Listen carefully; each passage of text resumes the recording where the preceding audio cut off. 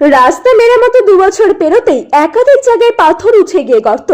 এই বিষয়ে জানা যায়, এফসিআই মোড় থেকে বাঙালবাড়ি পর্যন্ত এই রাস্তাটি 2003 সালে প্রথম পূর্ণ সংস্কারের কাজ হয়েছিল।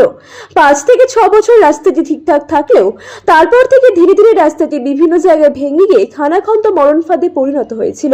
ফলে 2016 সালে ফেব্রুয়ারি মাসে এলাকাবাসী রাস্তা সংস্কার কমিটি তৈরি করে দীর্ঘ 11 মাস আন্দোলন, লড়াই ও পথ অবরোধের মাধ্যমে তাদের দাবি জানিয়েছিল রাস্তাটি পূর্ণ সংস্কারের জন্য।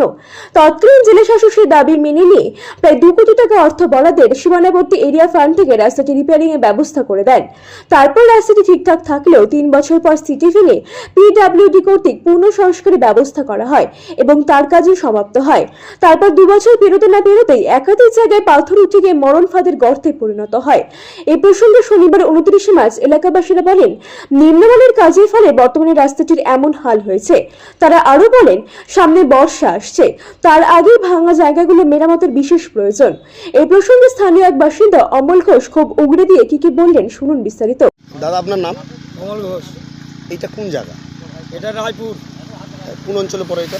এটা রায়পুর ঘুমরা মৌজা, বড়ুয়া অঞ্চল। এই আপনাদের এলাকায় কি সমস্যা রয়েছে? আমাদের সমস্যা একটাই যে 2 বছর আড়াই বছর রাস্তা করছে, এখন যাওয়া যায় না। কেন যাওয়া যায় না, মোটরসাইকেল যেতে পাথর এসে গায়ে লাগে, রাস্তা নাই, জায়গায় জায়গায় দুর্ঘটনা ঘটে। কি করব আমরা? আমরা বলে যে এটা 20 বছর চলে যাবে, অথচ 2 বছরও যায় না।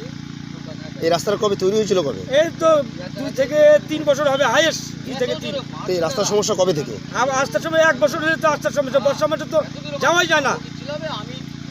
এই যে বেহাল দশা রাস্তা রয়েছে, এটা জানিয়েছেন কাউকে? কাকে জানাবো আমরা কাকে জানাবো? আমরা তো কিশোরের কথা কে শোনে?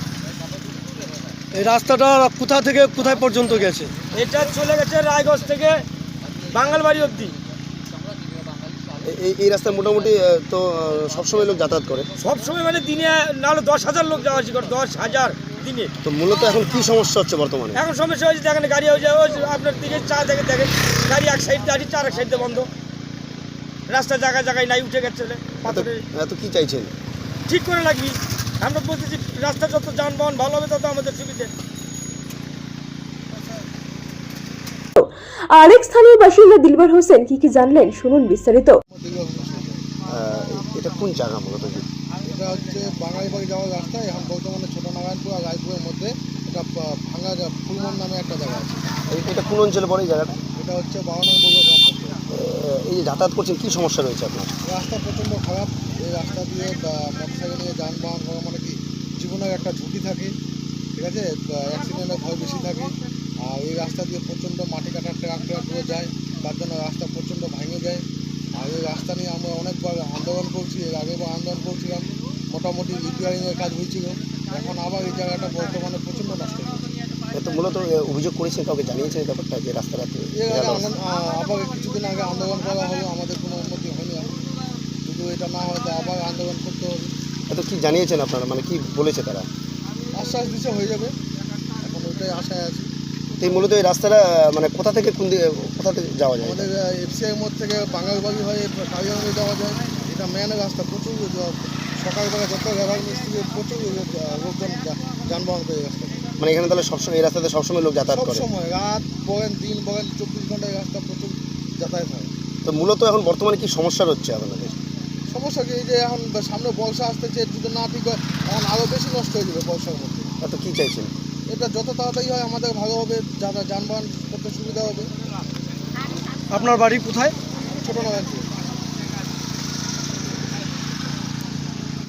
এই প্রসঙ্গে 12 নং বড়ুয়া অঞ্চলের ভবানন্দ বর্মন বলেন, এই বিষয়টি তার কানে এসেছে। তিনি এই বিষয়ে ঊর্ধ্বতন কর্তৃপক্ষের নিকট এবং পথস্থি প্রকল্পে বিষয়টি জানাবেন বলেও জানিয়েছেন, যেন বিভিন্ন অংশ ভাঙা চোরাগো জায়গাগুলি শীঘ্রই মেরামতের ব্যবস্থা করা হয়। সে বিষয়ে তিনি পথস্থি প্রকল্পের ওপরও আশাবাদী। এছাড়া 12 নং বড়ুয়া অঞ্চলে যে সমস্ত রাস্তা বেহাল অবস্থায় রয়েছে, সেই রাস্তাগুলির কথা তিনি পথস্থি প্রকল্পে তুলে ধরবেন বলেও জানিয়েছেন। তিনি আরো বলেন, তাদের চেষ্টায় 12 নং অঞ্চল অফিস হইতে বাঁকামোড়া মোড় পর্যন্ত 3.5 কিলোমিটার রাস্তাটি গত 3 মাস আগে পূর্ণ সংস্কার হয়েছে, সে কথা এদিন তুলে ধরেন। এই প্রসঙ্গে 12 নং অঞ্চল প্রধান ভবানন্দ বাবু তিনি আর কি জানালেন, শুনুন বিস্তারিত। দাদা, আপনার নাম? ভবানন্দ বর্মন। এই অঞ্চলে কি দায়িত্ব রয়েছে? আমি বড়ুয়া পঞ্চায়েত প্রধান। কোন দলীয় প্রার্থী থেকে? আমি মাননীয় মুখ্যমন্ত্রী মমতা বন্দ্যোপাধ্যায়ের সৈনিক, তৃণমূল কংগ্রেস থেকে আমি নির্বাচিত হয়েছি এবং বর্তমান তৃণমূল কংগ্রেসেরই প্রধান।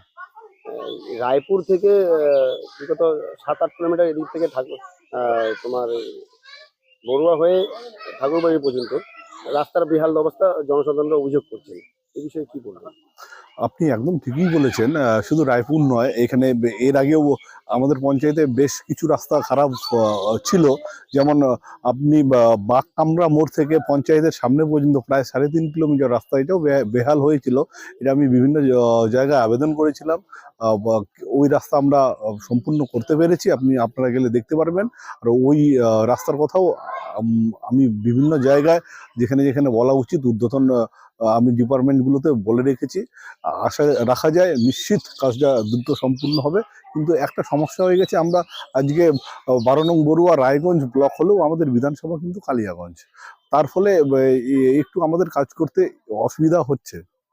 আর যেহেতু আমরা রায়গঞ্জ ব্লক, সেহেতু কিন্তু একটা সময় দেখা গিয়েছিল কালিয়াগঞ্জের বিধায়ক আমাদের দিকে কিছু কাজ করতো, দল পরিবর্তন করার পর থেকে না উনি কাজ করছে না আমরা সাংসদকে দেখতে পাচ্ছি।